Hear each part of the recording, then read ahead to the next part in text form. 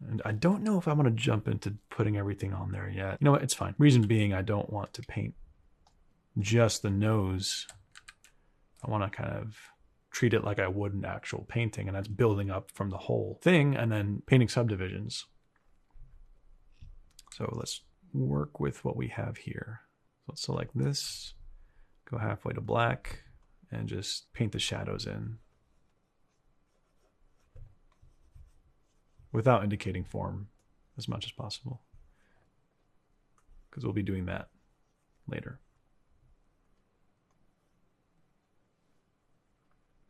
I'm just sort of squinting my eyes and looking at the areas that are darker and just putting that in.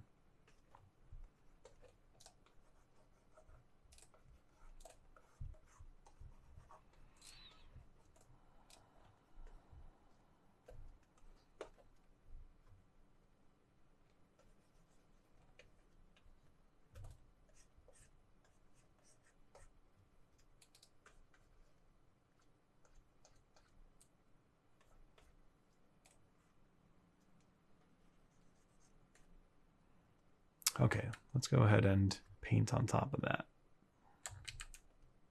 The first thing I'm going to do is imply the cylindrical shadow on the nose. Use the airbrush and grab that value and just go along the nose as if it's a cylinder.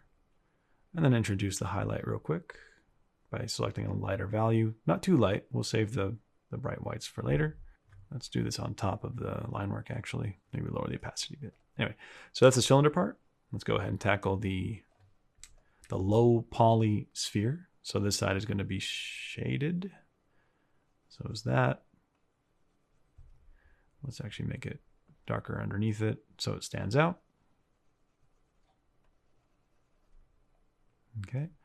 And that being a sphere, it's going to have a little highlight there, but it's kind of going to get lost a little bit because it's blending in with this part of the geometry.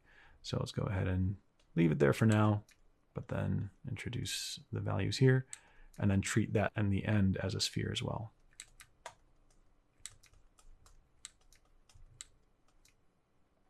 And just sort of ping pong your eyes back and forth.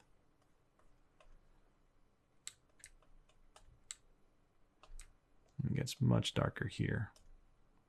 But as you're doing this, just keep in mind the geometry of rendering spheres, rendering cylinders, and sticking to that. And it'll be a mix of like that plus just matching what you're seeing. So highlight here, highlight there. And notice how, you know, there is a highlight here, and then here's like not the shadow side, but the almost mid-tone side, but that also happens up here. So it's almost indicating a cylinder. So let's go ahead and imply that as well.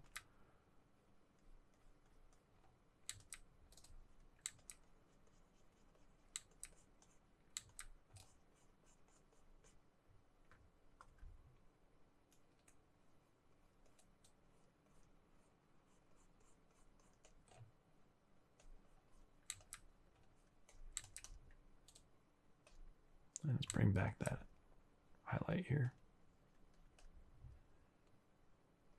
And we could blend it in later to make it all look nice and painterly. There's certainly a gradient coming from here towards that highlight. And the fountain umbrella thing up here is receiving a little bit of light too. I think, if anything, what this exercise will help you do is develop your ability to look at a reference and immediately just know the form of what you're looking at, rather than second guessing every time. But it takes practice and repetition. All right, let's go ahead and blend this in with the airbrush a little bit.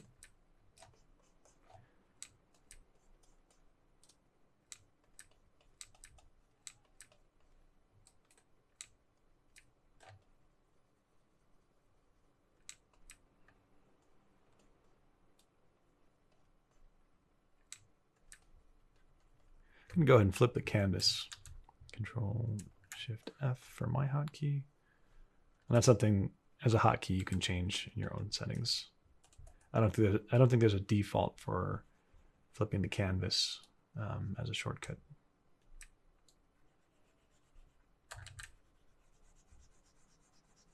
Now I'm just looking at the value groups.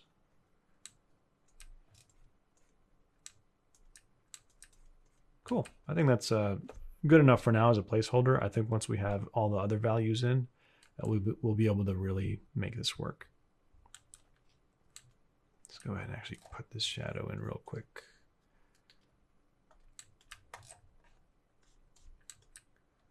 To really let that nostril stand out.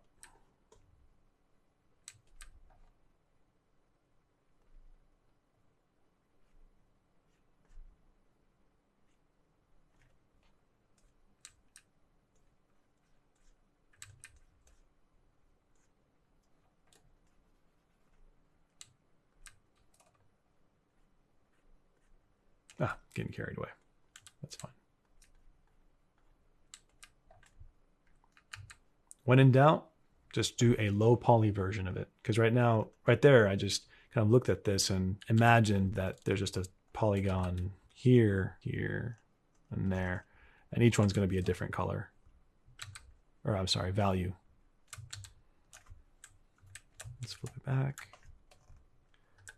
Yeah. And one sort of like visual trick that I like to do is to help indicate the form of something is form following lines and hashes and brush strokes. So if this is a cylinder, I'm going to kind of draw these rounded shapes, rounded strokes that go along with the form, as if it's like a little quick wireframe study, but not quite, because it's thicker and not all the way around. Okay, we can go ahead and blend that in a bit.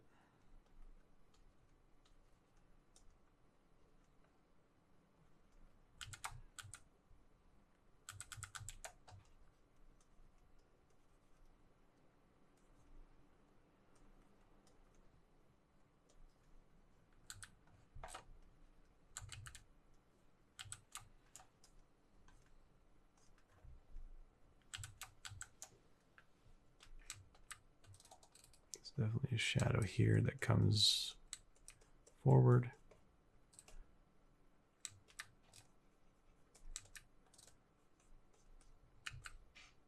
All right, now we have a nose. Now we'll move on to the next facial feature.